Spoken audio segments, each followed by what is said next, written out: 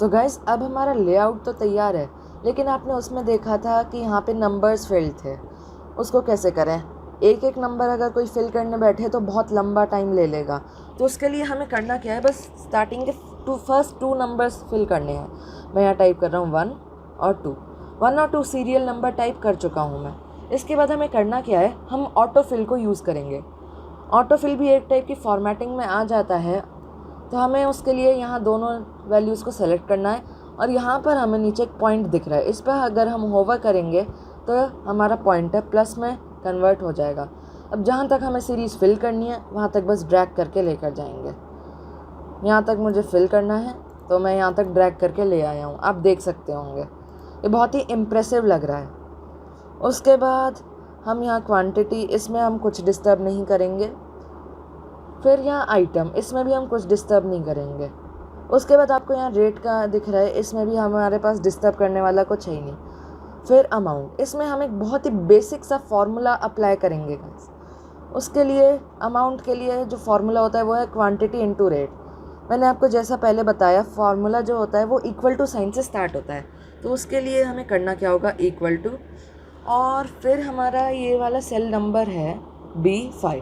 तो हम यहाँ टाइप करेंगे B5 मल्टीप्लाइड बाय, जो ये एस्टेरिस्क साइन होता है ये मल्टीप्लाई के लिए यूज़ होता है। और रेट का हमारा सेल एड्रेस है D5, यहाँ D5 टाइप किया। और आप देख सकते हैं यहाँ जो 2 सेल्स हैं इन पर बाउंड्री हो गई और डन। अब ये अपने आप 0 आ चुका है। इसके बाद हमारा एक फार्मूला यहाँ भी अप्लाई था। उससे पहले हम यहाँ हर कॉलम में ये फार्मूला अप्लाई करना चाहते हैं। उसके लिए हमें कुछ भी नहीं करना, ऑटो फिल की तरह इसको ड्रैग करके ले आएंगे। तो आप देख सकते हैं ये सेल एड्रेस के हिसाब से अपने आप चेंज कर लेगा। यहाँ जैसे अब मैं E10 सेल में हूँ तो ये ले लेगा B10 इंटू D10। उसके बाद यहाँ पर हमें दिख रहा है इधर हमें सम कराना है। तो कैसे कराएं, उसके लिए भी हम यहाँ फार्मूला यूज़ करेंगे। यहाँ हम ऑटो सम का फार्मूला यूज़ करेंगे। ऑटो सम का ऑप्शन वैसे तो यहाँ एडिटिंग ग्रुप में भी है, लेकिन मैं आपको फार्मूले से एक्सप्लेन कर देता हूँ। उसके लिए हमें इक्वल टू, और ऑटो सम के लिए कमांड होता है सम। हमें यहाँ इक्वल टू सम टाइप करना है और उसके बाद ब्रैकेट स्टार्ट करना है। ब्रैकेट स्टार्ट करने के बाद हम या तो ड्रैग एंड ड्रॉप कर दें या फिर सेल रेफरेंस डालें। मुझे ड्रैग एंड ड्रॉप वाला मेथड इजी लगता है तो मैं ड्रैग एंड ड्रॉप कर रहा हूँ। यहाँ से आप देखिए मैंने बस ड्रैग किया और यहाँ पर सेल रेफरेंस अपने आप फिल हो गई और ब्रैकेट क्लोज, आप देख सकते हैं। और यहाँ पर टोटल हो गया है। अब मैं यहाँ कहीं भी चेंज करूँगा, जैसे 30 कर दिया मैंने यहाँ, तो आप देख सकते हैं यहाँ 30। अब मैं यहाँ ने 20 कर दिया। आप यहाँ 50 देख सकते हैं, और 50 30 to 20 ही होता है। अब बैक कर देते हैं, Ctrl+Z। गाइस, आगे बढ़ने से पहले मैं आपको एक फ़ीचर अलग से एक्सप्लेन करना चाहता हूँ जो बहुत ही इम्पॉर्टेंट है। जैसे हमें कोई लंबा टेक्स्ट है और वो छोटे एरिया में टाइप करना है। मैं यहाँ टाइप कर देता हूँ योर सैम्पल टेक्स्ट हेयर, एक सिंगल सेल में। वो नहीं आ पाएगा, वो हाइड हो जाता है। अब इसी को कई बार पेस्ट कर देते हैं जिससे हमें समझने में आसानी हो। Ctrl+C, और इसके बाद मैं पेस्ट करता चला जाता हूँ इसको। मैंने यहाँ ये बहुत लंबा पेस्ट कर दिया। आप देखें ये मल्टीपल सेल्स में जा रहा है। और अगर हम इस सेल में कोई डेटा एंट्री करेंगे, जैसे मैंने एक नंबर ऐड कर दिया फॉर एग्जांपल ऐसे ही, तो आप देख सकते होंगे कि हमारा योर सैम्पल टेक्स्ट हेयर वाला जो एग्जाम्पल टेक्स्ट हमने टाइप किया वो हाइड हो गया है।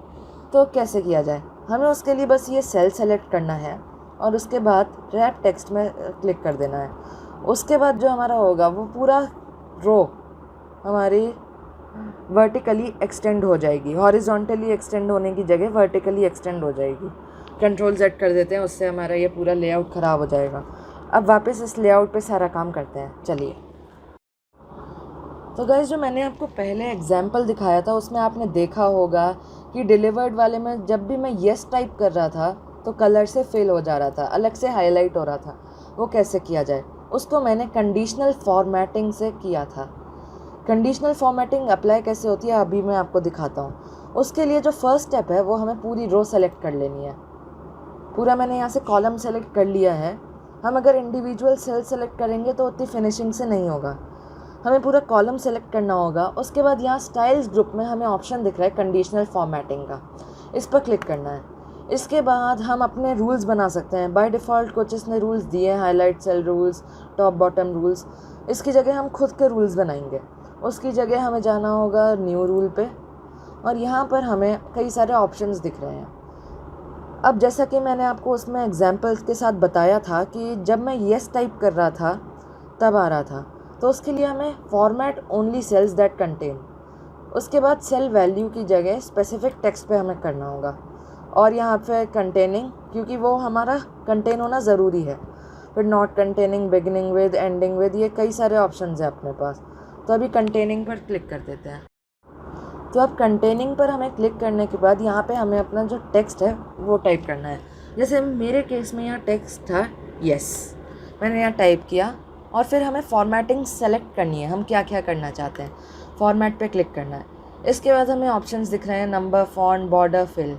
तो मैं एक सॉलिड फिल कलर देना चाहता हूँ, ये ब्लू, ये अच्छा लग रहा है, ब्राइट कलर है। उसके बाद मैं बॉर्डर भी दे सकता हूँ, सेल बॉर्डर, जैसे मैं बॉर्डर देना चाहता हूँ ये डॉटेड। इसके बाद फॉन्ट हम वो भी कर सकते हैं, तो मैं बोल्ड स्टाइल अप्लाई करके ओके, आप देखें ऐसा हो जाएगा ये, और ओके। अब मैं यहाँ अगर येस टाइप करता हूँ इस सेल में, मैंने यहाँ येस टाइप किया, तो आप देख सकते हैं किस तरह से ये फॉर्मेट हो चुका है। वैसे ही रिसीव्ड में भी मैंने फॉर्मेटिंग अप्लाई करी थी। अब मैं आपको कुछ चीज़ें इस टेबल के बिना एक्सप्लेन करता हूँ। तो जब मैं आपको चीज़ें एक्सप्लेन करूँगा उनके बारे में जानते हैं। सबसे पहले मैं आपको एक्सप्लेन करूँगा डेटा टाइप कन्वर्जन। तो जैसे मैं यहाँ पे टाइप कर रहा हूँ 500, मैंने यहाँ नंबर टाइप किया, ये हम थोड़ी सी नंबर फॉर्मेटिंग डिटेल में जान रहे हैं। इसके बाद यहाँ पे नंबर ग्रुप दिख रहा है हमें, यहाँ से हम नंबर किस टाइप का है वो सेलेक्ट कर सकते हैं, जैसे accounting, short date, long date, time, percentage, fraction, scientific, कई सारे ऑप्शंस हैं। तो अब जैसे 500 मैंने किया, ये करेंसी है, मैं इसको करेंसी की तरह फॉर्मेट करना चाहता हूँ, तो यहाँ पर हम करेंसी वाले में जाकर कर सकते हैं। इंडियन करेंसी के हिसाब से ये रुपीज़ का साइन लगा देगा। तो जैसे ये वाली शीट थी, इसमें हम यहाँ पर इसको जाके रुपीज़ की तरह फॉर्मेट कर सकते हैं। यहाँ गए और यहाँ पे क्लिक करके करेंसी, आप देख सकते हैं ये बहुत ही अच्छा लग रहा है। ऐसे ही हम कर सकते हैं। वापस उस शीट पर चलते हैं, और यहाँ पे फिर हम और भी तरह से फॉर्मेट इसको कर सकते हैं, जैसे कि जनरल, मतलब जो नॉर्मल हमारा बाय डिफ़ॉल्ट रहता है, परसेंटेज। जैसे अब ये परसेंटेज इसने बना दी 50,000.00%। इसके बाद हम चलते हैं टाइम, इसने टाइम 000 लिया है, मतलब अभी इसने टाइम रिकॉर्ड करना शुरू नहीं किया। उसके बाद नंबर में 2 डेसिमल प्लेसेस ऐड हो जाएंगी। ये सब कई चीज़ें हो गई। फिर हम यहाँ से जो हमें 2 ऑप्शंस दिखाई दे रहे हैं अलग से, इनसे डेसिमल प्लेसेस को फॉर्मेट कर सकते हैं। यहाँ से अब हम देखते हैं, अगर हम डेसिमल प्लेस कम करना चाहते हैं तो इस पर क्लिक करेंगे। आप देखिए 500.0 हो गया, और फिर कम कर देंगे तो सिर्फ 500 रह जाएगा। अब अगर हम इंक्रीज़ करके 5 टाइम्स डेसिमल तक लेकर जाना चाहते हैं तो इंक्रीज़, तो अब देखिए अब ये कैसा लग रहा है। उसके बाद अब हम थोड़ा स्टाइल्स के बारे में जानते हैं। स्टाइल्स में कुछ उतना डिटेल में नहीं है, लेकिन तो भी एक्सप्लेन करना ज़रूरी है। अगर एक्सेल में हम प्रोफेशनल बन रहे हैं तो उसके लिए हर चीज़ जानना ज़रूरी है। उसके लिए जैसे मैंने ये रेंज सेलेक्ट की, यहाँ पे हमें ऑप्शन दिख रहा है format as table. Conditional formatting में आपको बता चुका हूँ। फॉर्मेट एज टेबल, जो हमने रेंज सेलेक्ट की है इसको हम टेबल की तरह फॉर्मेट कर सकते हैं। इस पर क्लिक किया, और आप देखिए किस तरह से ये ऑप्शंस दिखा रहा है, कितने अच्छे अच्छे ऑप्शंस ये दिखा रहा है। इस पर अब मुझे ये ऑप्शन पसंद आ रहा है। यहाँ पे फिर हमारा क्रिएट टेबल डायलॉग बॉक्स आया, जो हमने रेंज सेलेक्ट कर रखी है इस पर ये ओके कर देना है, और आप देखिए ये कैसे हुआ, अच्छा लग रहा है ये बहुत ही। यहाँ डिज़ाइन टैब खुल जाएगा, यहाँ से हम बहुत कुछ कर सकते हैं। बैक पर चलते हैं, और इसके बाद मैं आपको सेल स्टाइल्स के बारे में बताता हूँ। यहाँ पर हम चलते हैं और सेल स्टाइल्स देखते हैं। यहाँ पर हमें कई सारे इनबिल्ट सेल स्टाइल्स दिखाई दे रहे हैं, नॉर्मल, बैड, गुड। जो कुछ ऐसे स्टैंडर्ड सेट हैं कि इसके लिए ये रखा जाएगा, इसके लिए ये रखा जाएगा, उस हिसाब से यहाँ पर एक्सेल ने दे रखे हैं। जैसे हम वार्निंग टेक्स्ट में रेड देखते हैं टेक्स्ट, तो वार्निंग टेक्स्ट वो एक्सेल ने रेड दे रखा है। अगर हम एक्सप्लेन करते हैं कोई चीज़ तो इटैलिक्स में करते हैं, उसके लिए यहाँ पर एक्सप्लेनेटरी दे रखा है। बहुत सारे ऑप्शंस हैं, आप अगर प्रैक्टिकल करते हैं तो देख सकते हैं।